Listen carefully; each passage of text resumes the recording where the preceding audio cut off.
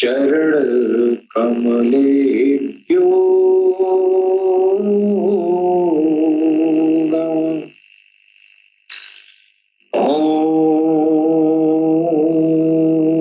नमो नारायण।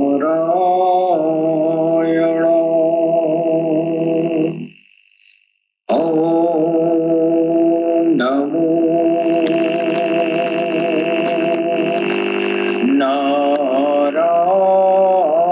नारायण।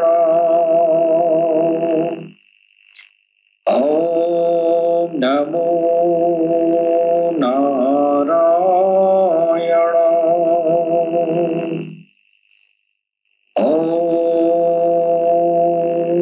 श्री कल्की वैष्णवे नमः।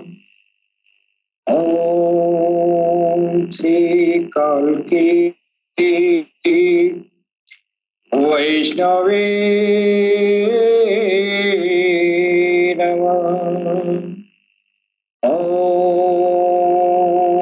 श्री कल्की वैष्णवे नमः। यदा यदा हि धर्मस्य ग्लानिर्भवति भारत अभ्युत्थानं धर्मस्य तदात्मानं सृजाम्यहम्। परित्राणाय साधूनां विनाशाय च दुष्कृतां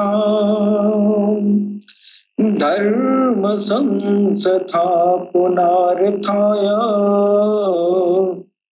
संभवामि जुगे जुगे।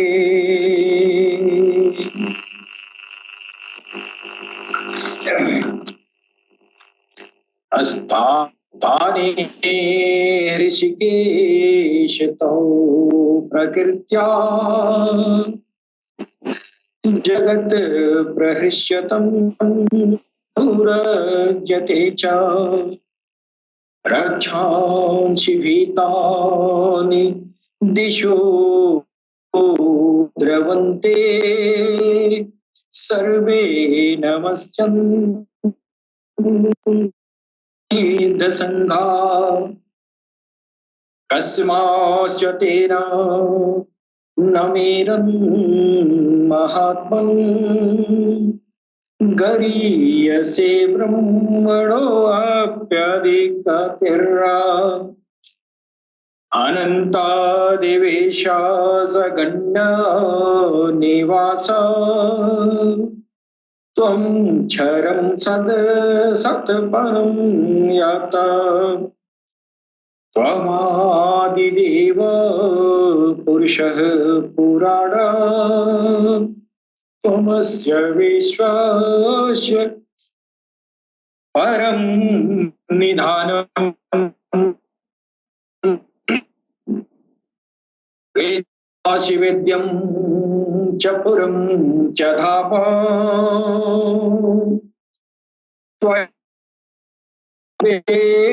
अनन्तरूपं वायुर्गमो वायुर्गमो वायुर्गमो अग्निवरुणः शङ्कः प्रजापतिस्तं प्रपितामहश्च नमो नमस्तेस्तु सहस्रकृत्वा पुनश्च भूयोऽपि नमो नमस्ते। नमः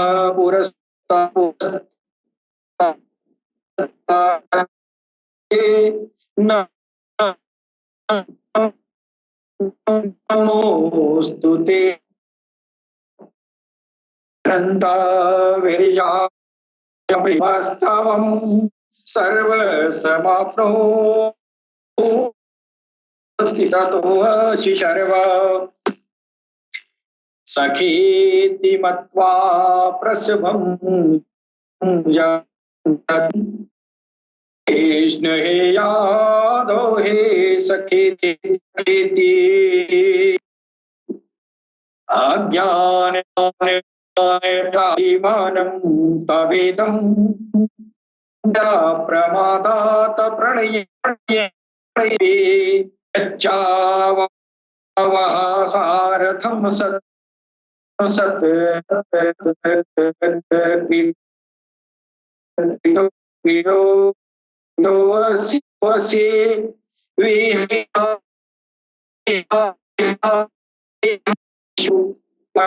मये त्वामहं प्रमेयम् इत्तासि लोकस्य चराचरस्य त्वमश्च भूयश्च भूर्गर्यान न तत् समोऽस्तभ्यधिक कुतो अन्यो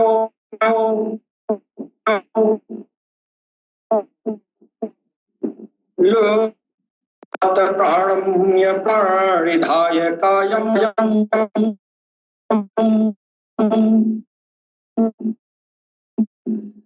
भामि देव पुत्रस्य सखे देव सहासि देव शोडुम् तेजोऽसि तेजो मैथे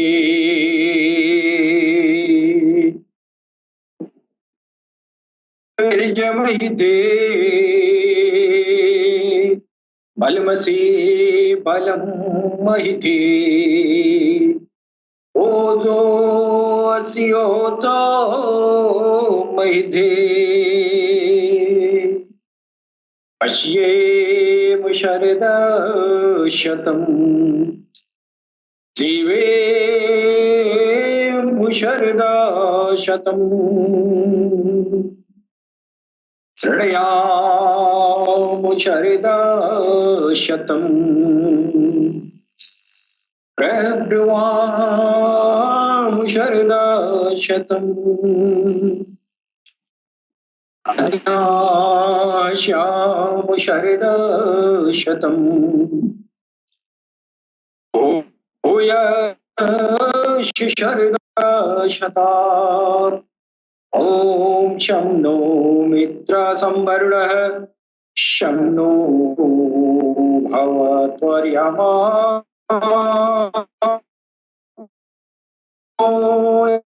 इन्द्रो बृहस्पतिः शं नो विष्णो रुक्रम ॐ शान्तिः शान्तिः शान्तिः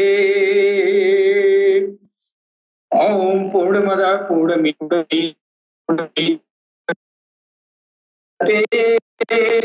पूर्णस्य पूर्णमादाय पूर्णमेवावशिष्यते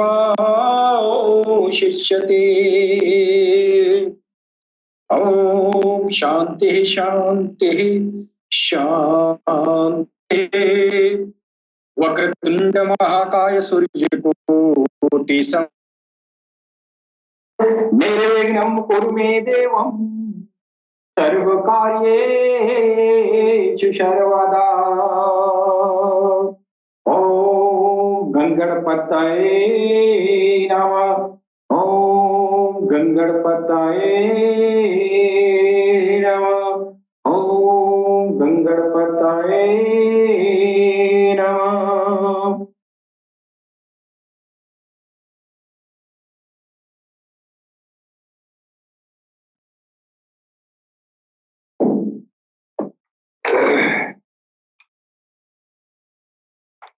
गिलास नहीं रखा है, चलो ठीक है ना।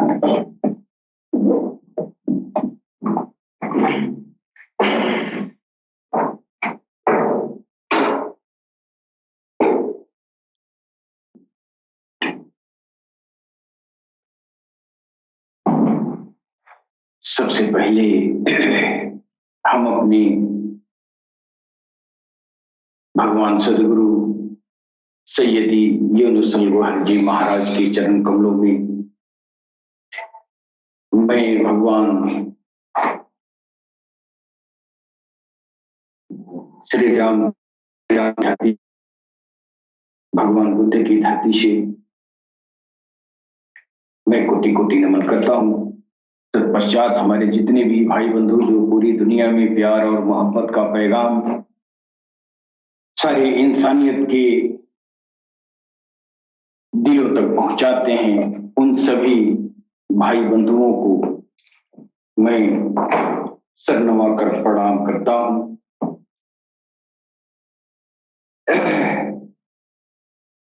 मित्रों, हमारा लक्ष्य अल्लाह टीवी के प्लेटफॉर्म के जरिए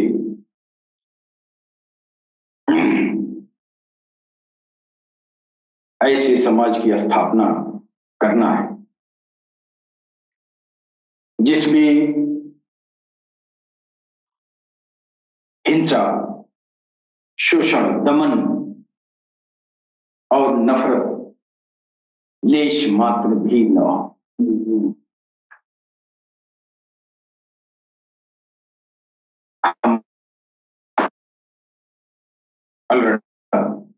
एकमात्र यही है सारी इंसानियत के दिलों में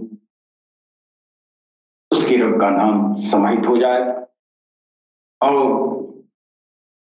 उस नाम के नूर के जरिए इंसानियत के अंदर उसकी मानस पटरी में छिपी हुई व्याधियां, काम, क्रोध, लोभ, मोह, मद, मत्सर, अत्याचार, बेविचार के रूप में जो छुपी हुई है उस मानस पटल से निकल जाए।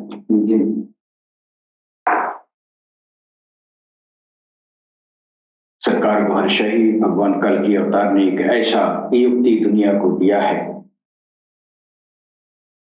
एक ऐसा मार्ग प्रशस्त किया है जिस मार्ग पे चल के इंसानियत की मनोपटल पर जो विकार उत्पन्न हो गए हैं, स्वाभाविक रूप से इंसानियत के अंदर ये मनोविकार, काम, क्रोध, लोभ, मोह, मद, मत्सर, अत्याचार, व्यभिचार का होता ही है। इसको ही दूर करना यही अध्यात्म है। अध्यात्म के विभिन्न तौर तरीकों के जरिए हमारे ऋषि, महर्षि, अवतार, महाअवतारों ने, नबी, पैगंबर, मुरसिल और वली सब लोग इसी दिशा में प्रयास किए हैं कि इंसानियत के दिलों से, उसके मानसिक पटल से ये विकार निकल जाए।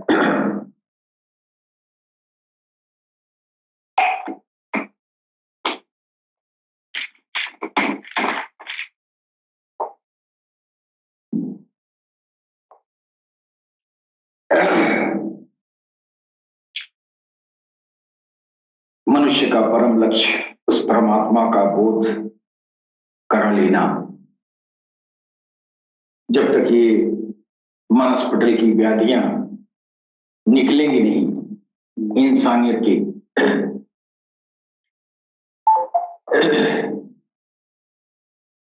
इंसानियत का कल्याण बहुत मुश्किल है। इसलिए जितने भी पीर पैगंबर, जितने भी अवतार जो इस धरती पर आए, सब लोगों ने इसी दिशा में मेहनत किया, प्रयास किया। इंसानियत के दिलों से ये विकार निकल जाए और इंसान अपने को पहचान ले कि हम क्या हैं।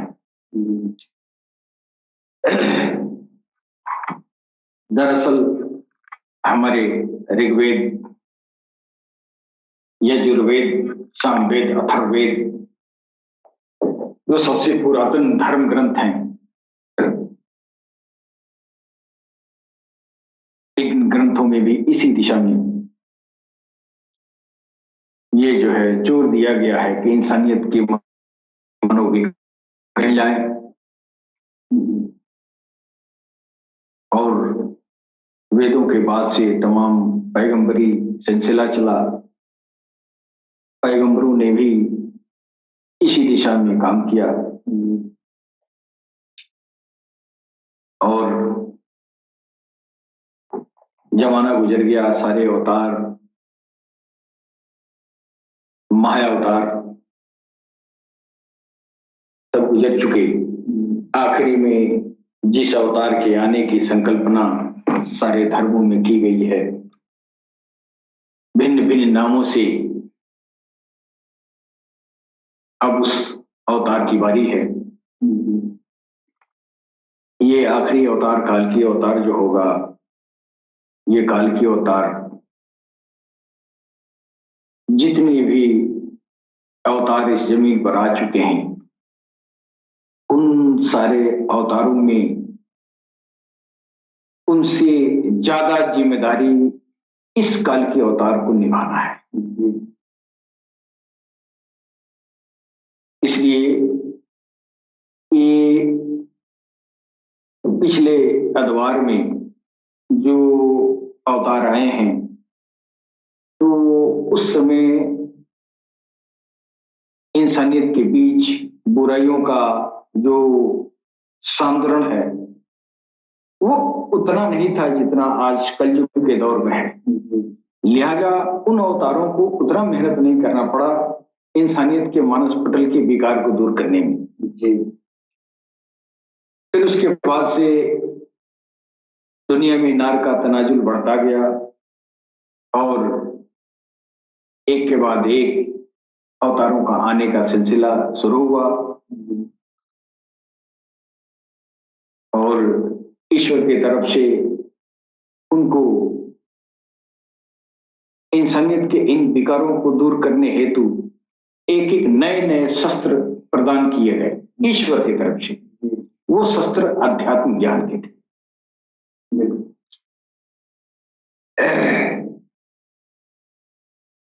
अब ये जो कलयुग का दौर है, इस दौर में भगवान काल की अवतार सरकार वाराणसी जी महाराज का आना हुआ है। इस समय भगवान काल की अवतार सरकार वाराणसी जी महाराज अंतर ध्यान है। काल की अवतार का कई दौर होगा, एक ही दौर नहीं। आम इंसानियत यही सोचता है कि काल की अवतार घोड़े पर चढ़ के आएंगे और दुनिया में कत्लो गारत मचाएंगे। ऐसा कुछ नहीं है। काल की अवतार इस दुनिया में इंसानियत को भला करने के लिए आए हैं, इंसानियत को खून खराबा से निकालने के लिए आए हैं, इंसानियत को एक प्रेम के डोर में बांधने के लिए आए हैं और उनका बार बार कई बार आना होगा। और काल की अवतार का कई दौर होगा। जो आखिरी दौर होगा वो पूरी आबोताब में होगा, जिसमें किसी को हुज्जत करने का मौका नहीं मिलेगा। हाँ, इस समय लोकतांत्रिक तरीके से सारी इंसानियत को अपना पैगाम पहुंचाएंगे। न कोई भाला बच्ची की बात है, न झगड़ा झंझट की बात है, न मंदिर मस्जिद की बात है, न लेना देना की बात है। बस बात सिर्फ दिलों की, दिलों में भगवान का, प्रभु का, ईश्वर का नाम डालने का। और यह ईश्वर का नाम हृदय में उतारने वाला जो अभियान है, यह जो है वेदों के उस जो ब्रह्म वाक्य है, उन ब्रह्म वाक्यों को पूर्ति करने वाला है। ये अभियान कौन सा अभियान? जो सरकार ने हृदय सिमरन के जरिए आध्यात्मिक उन्नति का जो प्रयोजन किया है, ये वेदों में उल्लिखित 4 ब्रह्म वाक्यों को पूरित करने वाला है।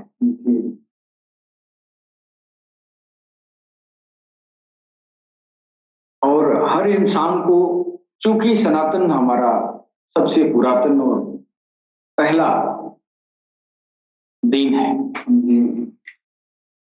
जिसमें जो हमारी किताबें हैं, जो हमारा वैदिक साहित्य है, उस वैदिक साहित्य का जो वो सार है, वो मात्र 4 महावाक्यों में वह जो है उसको रख दिया गया है। यानी पूरा अध्यात्म ज्ञान का जो सफर है वो एक एक वाक्य में मौजूद है, और हर एक वेद में एक वाक्य ब्रह्म वाक्य मौजूद है। वो ब्रह्म वाक्य ही जो है वो परम लक्ष्य है, इसलिए वो ब्रह्म वाक्य दिया गया है। जैसा कि ऋग्वेद में आया है, प्रज्ञा नाम ब्रह्म, प्रज्ञा नाम ब्रह्म। प्रज्ञा नाम ब्रह्म का मतलब ये हुआ कि ये ब्रह्म, ये जो है परम चेतना है। जब आपकी जो है चेतना जागृत हो जाए तो आप समझ लें कि आपके अंदर ब्रह्म का समावेश हो चुका है। और चेतना को उठाने के लिए ये जो है तमाम सारे तौर तरीके ऋषि महर्षियों द्वारा बताए, लेकिन लक्ष्य क्या बताया? ऋग्वेद कहा कि प्रज्ञा नाम ब्रह्म, यानी ब्रह्म वो परम चेतना है, यानी चेतना की सर्वोत्कृष्ट अवस्था वही ईश्वर ब्रह्म है। ये बात इसलिए लिखी गई है कि इंसान जो है किसी भी रास्ते पर चलता है तो मंजिल का तस्वर, मंजिल का ख्याल उसको आता है कि हम चल रहे हैं तो फिर जाएंगे कहां। इसलिए ऋग्वेद ने कहा कि प्रज्ञा नाम ये ब्रह्म, यानी तुम्हारा जो है परम चेतना, चेतना की उत्कृष्ट अवस्था पर पहुंच जाओगे तो समझ जाना मैं ब्रह्म को पा लिया। अब उसी तरह आप आइए, यजुर्वेद में आया है कि अहम ब्रह्मास्मि। तो अहम ब्रह्मास्मि का भी जो मतलब होता है वो यही है कि मैं ही ब्रह्म हूं, मैं ही ब्रह्म हूं, चीज एक ही है।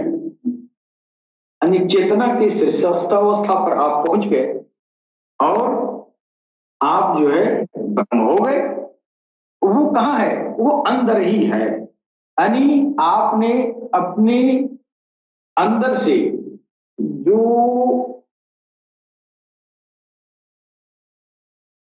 की बीमारियां हैं उसको आपने दूर किया, आपकी चेतना जागृत हो गई।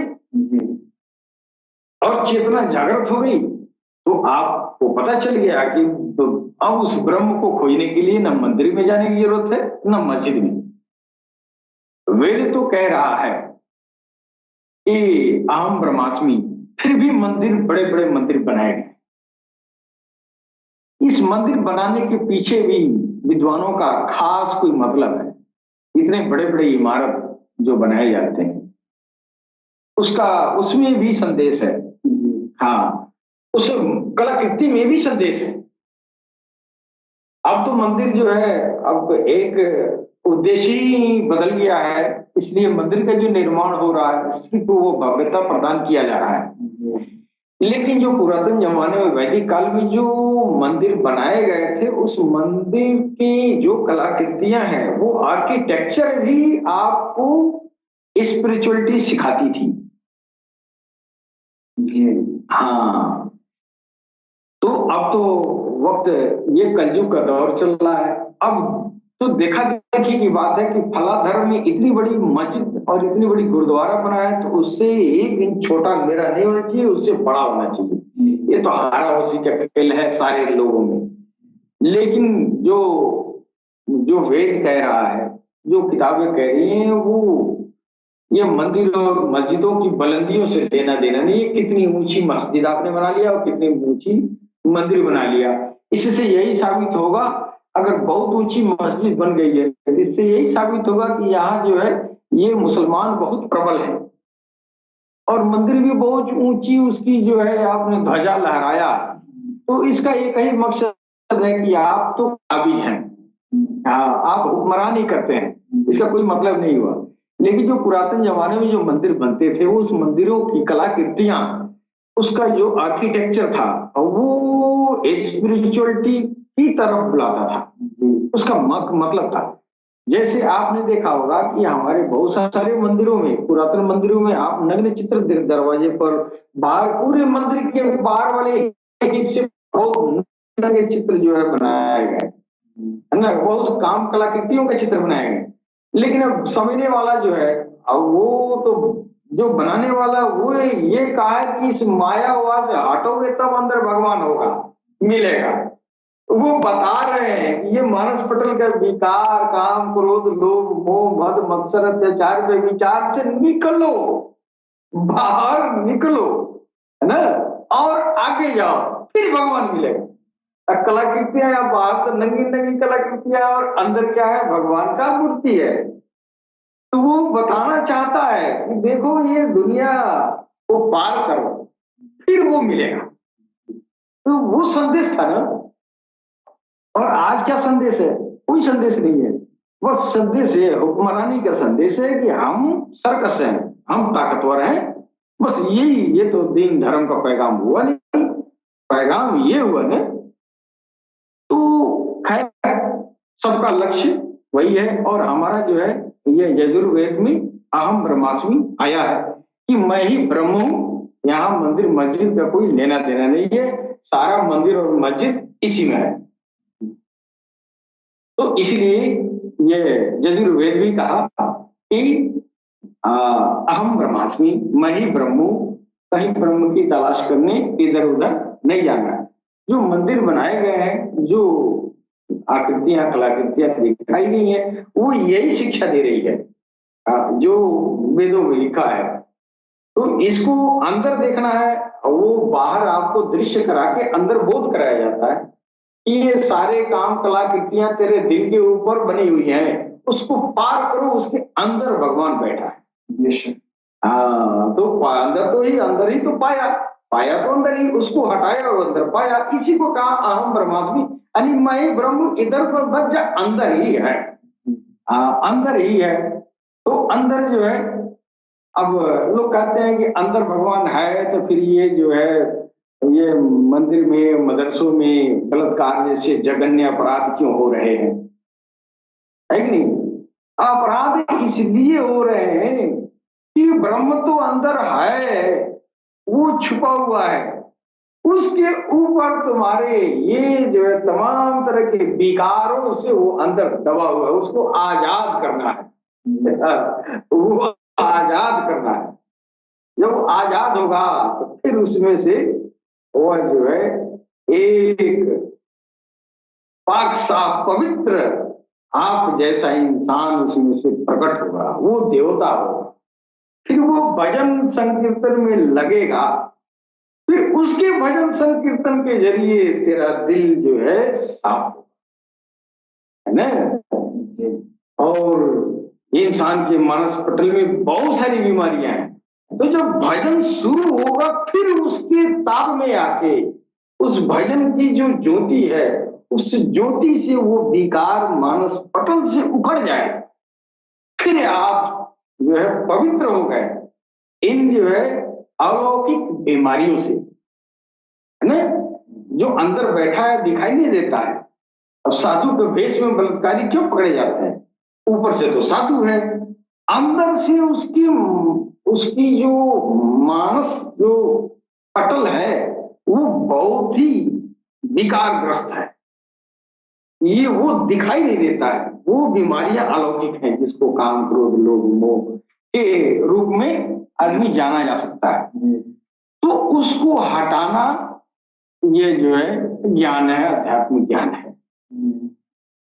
तो जब वो हटता है, जब वो हटता है तब वो भगवान उसी में है, यही मिलता है। वो इसी में आके बसेरा करता है। वो मंदिर मंदिर में थोड़ी जाता है, वो मस्जिद मंदिर में नहीं जाता है, वो इसी में जाता है, वो दिलों में ही आता है। जब आ गया तब वो अहम ब्रह्मास्मि हो गया। लेकिन जब तक वो आया नहीं तब तक अहम ब्रह्मास्मि नहीं है। अहम ब्रह्मास्मि इसलिए कर दिया, ये सबके ऊपर यह बात सही नहीं उतरेगी।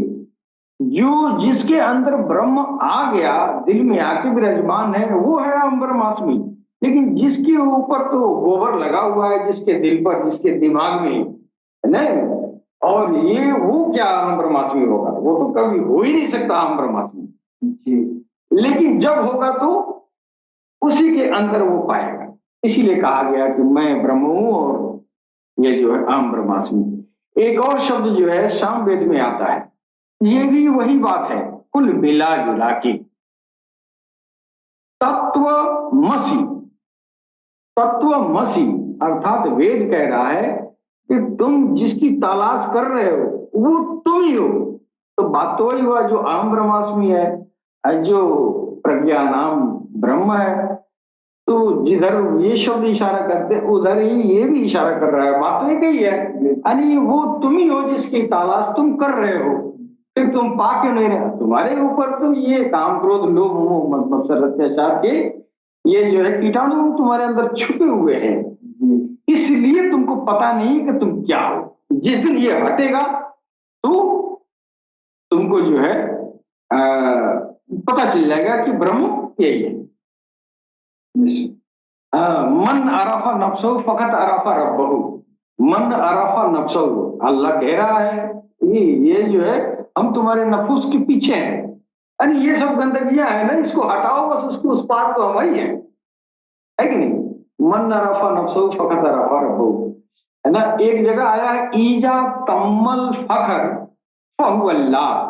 जिसने फखर में शामिल पूरा हो गया वो अल्लाह ही हो गया। वो यही है अहम ब्रह्मासी तत्वमसी, और तो ये है अहम ब्रह्मासी तत्वमसी, और ये प्रज्ञानाम ब्रह्म की तरफ ही वो इशारा है। सारी धर्म तो एक ही बात कह रहे हैं। ईजा तम्बल फकर, जो फकर में, जो फकीरी में, जो अपने को, फकीरी क्या है? ये कि अपने को मिटा देना, ये काम क्रोध लोभ मोह को मिटा देना, है ना, यही फकर है। इसको जो मिटा दिया वही फकर में पूरा हो गया, जिसका नहीं मिटा वो जो है पूरा नहीं हुआ। तो जिसका ये मिट गया, काम क्रोध लोभ मोह मद मत्सर अत्याचार के विचार, तो विचार ये मिट गया, तो यही तम्मल फकर है। यानी आप फकर में पूरा हो गए। जब ये मिट गया, आपके अंदर गंदगी नाम कोई चीज ही नहीं है, तो फिर आप ब्रह्म ही हैं। हाँ, इसीलिए कहा गया ईजा तमल फकर फवल्ला, यानी वो अल्लाह ही है, कि नहीं?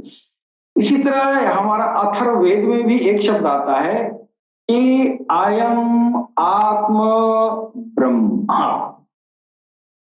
अयम आत्म ब्रह्म, अर्थात ये आत्मा है ना, ये वही ब्रह्म है। लेकिन ये जिसके अंदर है वो चोरी क्यों करता है ना, वो गलत काम क्यों करता है? इसलिए करता है कि आत्मा तो ब्रह्म में से आई है, लेकिन उसके ऊपर एक मोटी चादर ये गंदगी की चढ़ी हुई है ना। ये चादर हटेगा फिर मैं आत्म ब्रह्म, ये जो है अयम आत्म ब्रह्म होऊंगा, है ना। वही बात है, या तम्मल फकर और वल्ला। मेरे ख्याल से कि इस हदीस में और इस वेद के ये इस महावाक्य में कोई अंतर तो नहीं है। बात तो ये बेवजह का आपस में लोग झगड़ा झंझट करते हैं, बेवजह का लोग जो है नफरतें फैलाते हैं। असल में वेद और कुरान तौरेत इंजील जबूर हमको सीधा रास्ता ही दिखाता है, हमको गलत रास्ता कभी नहीं दिखाया। तो ये जो है मनुष्य का परम लक्ष्य उस सत्य का बोध करा लेना है कि इंसान जान जाए कि हम क्या हैं। और ये तभी होगा जब आप किसी पारंगत गुरु के शरण में जाएंगे। फिर शरणागत होने के बाद से आपको ये हृदय का सिमरन, आपके हृदय को भगवान के नाम का सिमरन में लगाएगा। फिर वो जब सिमरन में लग गया तो फिर एक न एक दिन वो अहम ब्रह्मास्मि हो ही जाएगा। इस बात का उसको बोध हो ही जाएगा, तत्वमसि अयम आत्म ब्रह्म प्रज्ञानाम ब्रह्म, ये है क्या उसको पता चल जाएगा। बस उसके लिए आपको सिर्फ अपने दिल में भगवत नाम का समावेश करना होगा जी। और सिर्फ भगवान का नाम आपके हृदय में उतर जाए और फल स्वरूप आपको वेदों के 4 महावाक्यों पर आप खरे उतर जाए, ये कितनी बड़ी मेहरबानी है। ये कितनी बड़ी मेहरबानी है कि जो हमारे दिल में भगवत नाम को उतार दे और उस नाम के जरिए वेदों के 4 महावाक्यों पर हम खरा उतर जाएं, हम उस वेदों के महावाक्यों से साबित हो जाएं, हाँ ये हक है और ये सत्य है और ये वेद हमारा जो कह रहा है वो अकाट्य है। कैसे? जब आपके अंदर भगवत नाम का सिमरन बसाया गया, फिर वहां पर जो है आपकी दिल की धड़कनें भगवत नाम से जारी हुई, अखंड संकीर्तन करने लगी। उस अखंड संकीर्तन से जो आपकी जो है जो ज्योति, जो डिवाइन एनर्जी बनी, उस डिवाइन एनर्जी के जरिए आपके अंदर की ये विकार दूर होते हैं। जब विकार दूर होते हैं तो आप फकर में पूरा हो जाते हैं, आप सदवई में पूरा हो जाते हैं। साधु और फकीर का मतलब क्या होता है कि वो एकदम वो निहंगा। निहंगा का मतलब यानी उसके पास कुछ भी नहीं है, मैं और मेरा खत्म, बच गया वो कौन? अल्लाह, ईश्वर। तो साधु वही होता है जिसका जो अपने जो है ये अपनी अनानियत को मिटा देता है। वो दुनिया की जो ऐशो इशरत है, दुनिया की दौलत है, दुनिया के ऐशो आराइश है, इन सब चीजों से वो ऊपर उठ चुका होता है, वही साधु है। और उसी को फकीर कहते हैं। कोई दो चीज थोड़ी है। अब टर्म उर्दू और अंग्रेजी हिंदी की भाषा अलग हो जाने से तो तथ्य अलग होंगे नहीं, भगवान थोड़ी अलग होगा, चीज तो एक ही है। तो भगवान हमारा जो है एक ही है, रास्ता भी एक ही है, समझ गए? एक ही चीज प्रत्यक्ष या परोक्ष रूप से घुमा फिरा के सारे धर्मों में बात वही बताई गई है, नहीं कि आप अपने को कैसे हम अहम ब्रह्मास्मि और प्रज्ञानाम ब्रह्म तक पहुंचेंगे। तो सच्चा सनातनी उसी को कहेंगे जो अपना लक्ष्य जो है ये वेदों के 4 महावाक्यों पर खरा उतरना, ये वही असल सनातनी कहा जाएगा कि उस पथ का राही हो और जो ईश्वर की तरफ चल दिया, फिर उसको देश दुनिया की मोह माया और ये दुनिया की ऐशो इशरत को वो कुछ समझता नहीं है। मेरा मतलब ये नहीं कि वो एकदम पागल बन के घूमता है, ऐसा नहीं। वो इस दुनिया में रहे, इस अन्न को तो खा रहा है लेकिन उसको स्वाद से नहीं खा रहा है जितना रुचि से और लोग खा रहे हैं। वो सिर्फ इसलिए खा रहा है कि मेरी जिस्म जिंदा रहे और मैं अपनी भगवान के बंदगी में रहूं, इसलिए वो भोजन करता है।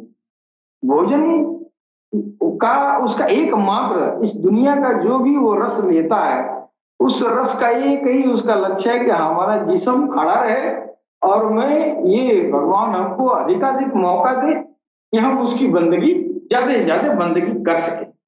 यही फकीर है, यही साधु है, यही महात्मा है, नहीं यही जो है ये जितने भी दिन धर्म है सब बात तो एक ही है और इसी से प्रभु मिलता है, वरना दूसरा कोई रास्ता तो है नहीं। आप कोटि कर लें, कोई रास्ता ये जो है नहीं है। जब तक अपने ये इस नाभी आत्मा को, अपने आश्री आत्मा को, अपने ये जो है नफ्स को जब तक सुधारेंगे नहीं तब तक कोई रास्ता उसका नहीं है। और हमारी सारी किताबें भी बता रही हैं, पैगंबर, ऋषि, महर्षि, वली, औलिया, ये जो है मुर्शिद ने अवतार जो भी गुजरे सब लोग इसी दिशा में मेहनत किए हैं और आज तक मेहनत करते आए और इस समय तक अभी भी यह काम जारी है। लेकिन अभी भी पूर्णतया मानस पटल के से ये बीमारियां निकल नहीं पाती। सरकार दहनशाही जी महाराज ने पूरी दुनिया में सर्वधर्म समभाव की भावना को जगाया और आज इस भावना को आगे बढ़ाने में ये हमारे भगवान सदगुरु सैयदी यूनुसल गौहर जी महाराज ये जो है ये लंदन की सरजमीन से आप जो है जी तोड़ मेहनत कर रहे हैं। आज देश विदेश में चारों तरफ से सर्वधर्म समभाव की भावना को रखने वाले लोग इस ये उनकी संख्या बढ़ रही है और आज इस सांप्रदायिकता के आत्मघाती दौर में ये मील के पत्थर ये पैगाम साबित हो रहा है कि सरकार गौहरशाही सारी इंसानियत को हृदय सिमरन के जरिए उसका गंतव्य स्थान वेदों में वर्णित प्रज्ञानाम ब्रह्म अहम ब्रह्मास्मि और तत्वमसि और आयम आत्म ब्रह्म के रास्ते पर पहुंचा रहे हैं। वो एकमात्र रास्ता हृदय सिमरन है। हृदय सिमरन के जरिए ही आप जो है इंसानियत के दिलों को या जो है भगवान से जोड़ रहे हैं और एक न एक दिन ऐसा फार्मूला ये जो है ये सरकार दुनिया को अता कर रहे हैं कि एक बार उस फार्मूले को अपने ऊपर लागू कर लें, फिर आप घर बैठे रहें, न मंदिर गए न मस्जिद गए, अपने बीवी बच्चों की सेवा में, अपने देश की सेवा में, अपने इंसानियत की सेवा में आप लगे रहें। आपको मंदिर मस्जिद में भी नहीं गए तो भी आपको एक दिन अहम ब्रह्मास्मि तक ये भगवान के नाम का सिमरन ही पहुंचा देगा। सरकार गौहरशाही का वादा है कि जो भगवत प्राप्ति की तरफ कदम बढ़ाता है और वो मेरी मदद चाहता है तो हम तब तक उसकी मदद करेंगे जब तक वो पहुंच नहीं जाता है। जब तक इंसान अहम ब्रह्मास्मि प्रज्ञानाम ब्रह्म तक न पहुंच जाए, तत्वमसि तक न पहुंच जाए, अहम आत्म ब्रह्म तक न पहुंच जाए, तब तक सरकार गौहरशाही उसकी मदद करे। ऐसा कहने वाला इस धरती पर कोई आया नहीं था। ये आखिरी में भगवान काल के अवतार सरकार गौहरशाही जी महाराज जब इस दुनिया में आए हैं, फिर वो अपने इस अनोखे ये जो है पैगाम को के जरिए इंसानियत को बताए हैं कि आओ मेरी तरफ, अपने दीन धर्म के अनुसार अपने भगवान का, अपने ईश्वर का, अपने अल्लाह का नाम अपने दिल में बसाओ और इसको बसाने में हम तुम्हारी मदद करेंगे।